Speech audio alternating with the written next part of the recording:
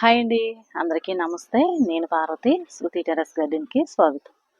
మన టెర్రస్ గార్డెన్‌లో ఈరోజు కొన్ని పసుపు నారైతే పోసానండి.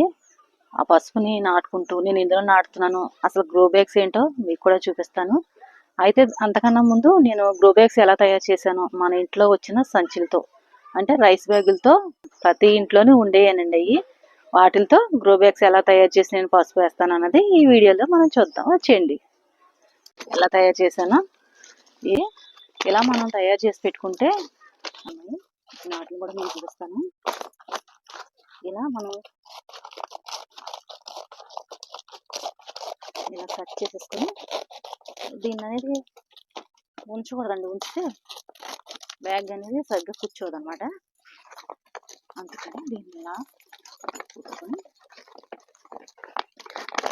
ఇలా ఒక్క నిమిషానికి ఒక్క బ్యాగ్ చొప్పున బోల్డన్ని బ్యాగులు తయారు చేసుకొచ్చింది. ఇలా సంచిగా ఉంటుంది.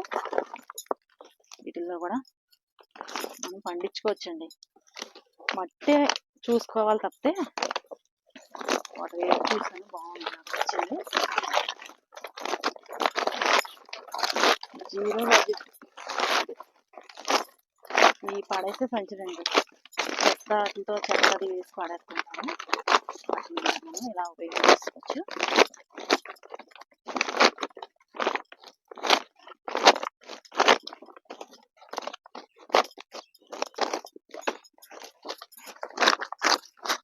ఇది నేలకనేది డైరెక్ట్గా నేలకనేది అంటించకూడదండి. ఇది మనం ఏదైనా పేట కానీ లేకపోతే బల్ల టైప్లో ఉంటుంది కదా, దాని మీద పెట్టుకోవాలి. నేను అలా పెట్టుకున్నాయి చూపిస్తానండి. పెద్దగా కావాలంటే పైకి పెట్టుకోవచ్చు, చిన్నగా కావాలంటే అనుకుంటే ఇలా లోపలికి ఫోల్డ్ చేసేసుకోవచ్చు. చూసారా ఎలా తయారైపోయిందో మనకి గ్రో బ్యాగ్. ఇలా మనం మట్టి అనేది వేసేసుకోవచ్చు.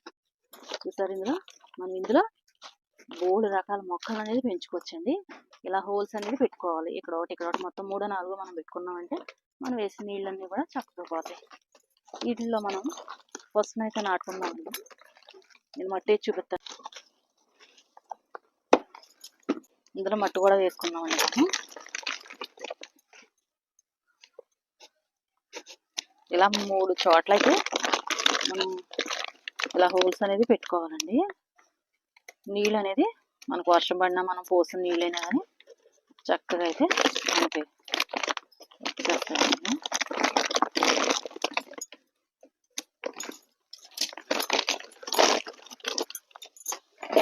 ఇలా గ్రో బ్యాగ్లో మట్టి అనేది వేసుకుంటున్నాను. చూసారు కదా, ఇది కిచెన్ వేస్టేజ్ అండి. కిచెన్ వేస్టేజ్ ఎండాకులు కలిపి పెట్టుకున్న మట్టి. చూసారు కదా, ఇది పాత మట్టేనండి మనకి. ఇంకా నేను కౌ మాన్యూర్ అంటే తేలేదు, అది ఇంకా మనం తెచ్చుకోలేదు. ఇందులో చూడండి ఎర్రలు ఎలా వచ్చేసాయి అప్పుడే. ఇది పాత మట్టి ఎండబెట్టి నేను మళ్ళీ ఇందులో కిచెన్ కంపోస్ట్ కలిపి ఎండాకులు వేసి పెట్టుకున్నానండి. ఇలాగా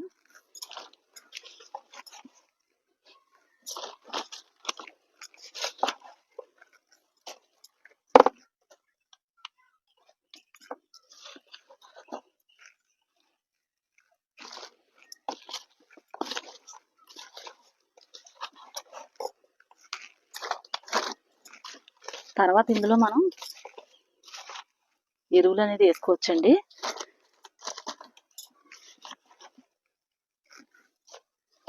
ఎరువులు అంటే ఏముంది, మనకి పశువులు ఎరువు ఉంది కదండి, మనకి ఇంకా అంత మించిన ఎరువు ఏం కాదు.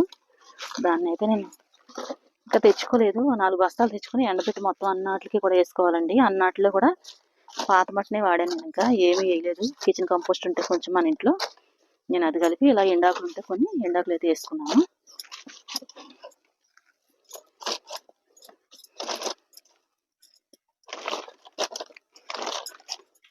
చూసారు కదా,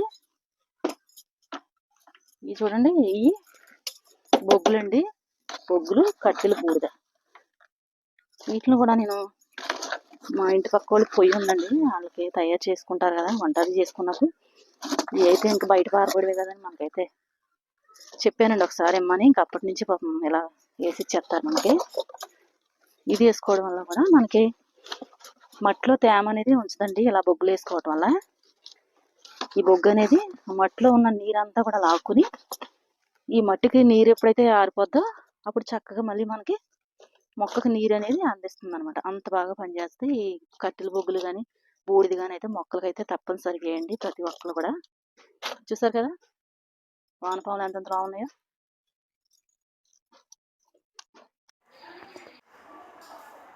ఇక్కడ చూడండి ఈ బ్యాగులన్నీ కూడా మనం ఇలా రెడీ చేసి పెట్టుకున్నాం కదా. దీంట్లో ఈసారి పసుపును అనేది వేసుకుందాము. ఇలా డైరెక్ట్గా కింద పెట్టుకోకుండా ఇలా మనం ఏదో ఒకటి దాని మీద పెట్టుకోవాలండి. నేల మీద అనేది పెట్టుకోకూడదు.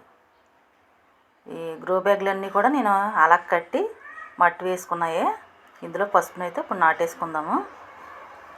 మనం ఇలా 3 మొక్కలు చొప్పున నాటుకుందామండి. ఒక్కొక్క గ్రో బ్యాగ్కి వచ్చి 3 మొక్కలు నాటుకుంటున్నాను నేను. ఇప్పటి వరకు వేసుకోకపోతే ఈ నెలలో వేసుకోండి పసుపు అనేది. ఈ పసుపుని మే నెల నుంచి నాటుకోవచ్చండి. మే, జూన్, జూలై, ఆగస్టు నెలతో సరే. ఇంకా ఈ నెలతో అయితే సరేనండి పసుపు నాటుకోవడం. ఇంకా ఇప్పటి వరకు ఎవరైనా నాటుకోకపోతే నాటుకోండి. ఇలా 3 మొక్కల చొప్పున అయితే నాటుకుంటున్నాను నేను ఇందులోని. మన మిద్దె తోటలో పసుపునైతే ఈ సంవత్సరం ఎక్కువగా పండించాలండి. మనకు సంవత్సరానికి సరిపడా పసుపునైతే మన మిద్దె తోటలోనే తీసుకుందాం. మట్టి చూసారా ఎంత లూజుగా ఉందో. మట్టి అనేది ఇలా లూజుగా ఉండాలండి. మరి గట్టిగా ఉన్నా కానీ పసుపు అనేది ఊరదు కదా. ఇసుక కొంచెం కలుపుకోవాలన్నమాట. ఈ దుంపజాతికి వచ్చి ఇసుక అనేది కొంచెం కలుపుకుంటే మనకి నీళ్లు పోసినా కానీ మనం ఇలా పోయి కానీ కిందకి అనేది వెళ్ళిపోతాయి అన్నమాట. ఆగస్టు నెలతో సరే. ఇంకా ఈ నెలతో అయితే సరేనండి పసుపు నాటుకోవడం. ఇంకా ఇప్పటి వరకు ఎవరైనా నాటుకోకపోతే నాటుకోండి. ఇలా 3 మొక్కల చొప్పున అయితే నాటుకుంటున్నాను నేను ఇందులోని. మన మిద్దె తోటలో పసుపునైతే ఈ సంవత్సరం ఎక్కువగా పండించాలండి. మనకు సంవత్సరానికి సరిపడా పసుపునైతే మన మిద్దె తోటలోనే తీసుకుందాం. మట్టి చూసారా ఎంత లూజుగా ఉందో. మట్టి అనేది ఇలా లూజుగా ఉండాలండి. మరి గట్టిగా ఉన్నా కానీ పసుపు అనేది ఊరదు కదా. ఇసుక కొంచెం కలుపుకోవాలన్నమాట. ఈ దుంపజాతికి వచ్చి ఇసుక అనేది కొంచెం కలుపుకుంటే మనకి నీళ్లు పోసినా కానీ మనం ఇలా పోయి కానీ కిందకి అనేది వెళ్ళిపోతాయి అన్నమాట. ఈ దుంప లేకపోయినా కానీ ఇలా దుంప ఉండొచ్చు, దుంప లేకపోయినా చక్కగా నాటుకుంటుంది పసుపు. ఏరుతోనే తీసుకోవాలి మనం ఎప్పుడు కూడా పసుపుని. నేను ఇలా మొత్తం బ్యాగులన్నీ కూడా 10 బ్యాగుల వరకు నింపేసుకున్నానండి.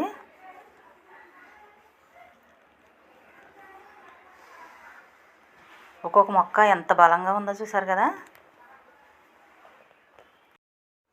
మనం పసుపు అంతా నాటుకున్నాం కదండి. చూడండి ఎంత బాగా వచ్చిందో. బాగుంది కదా. మీకు ఈ వీడియో ఎలా అనిపించిందండి? నచ్చిందండి? నచ్చితే లైక్ చేసి సబ్స్క్రైబ్ చేసుకోండి. కొత్త వాళ్ళు అయితే, పాత వాళ్ళు అయితే కామెంట్ చేయండి.